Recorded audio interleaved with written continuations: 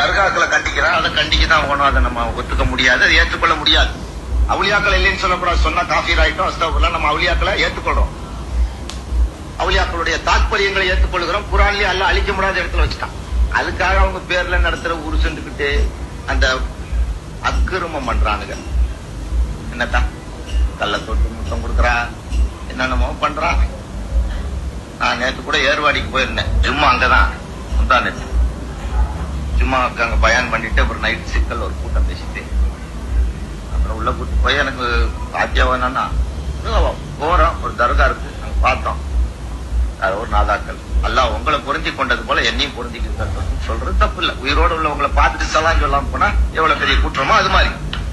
அதை விட்டுட்டு போய் அங்க நின்னுக்கிட்டு என் மேல இப்ராஹிம் ஷா வராரு, என் மேல ஷாவுல் அமீன் நாயகம் வரேன், செருப்பு கழட்டி அடி, இவன் மேல எதுக்குடா வரா, ஏடா பாரத் இடமா இல்லை.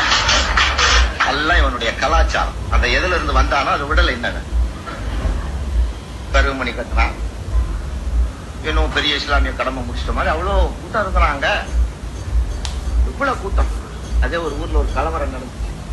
யாரோ ஒரு சின்ன ஊர் பாதிக்கப்பட்டு பக்கத்துல ஒரு ஊர்க்காரன் போய் ஏதோ நம்மளால முடிஞ்ச உதவியை கொடுக்கலான்னு 10 பால்டீன் வாங்கிட்டு போய் அந்த குழந்தைக்கு கொடுத்துருந்தீங்கன்னா அந்த சவாப் கியாமத்து நாள் வரைக்கும் உனக்கு வரும். போய் கல்ல புடிச்சுக்கிட்டு அழுதுக்கு திரியிறானுங்களே.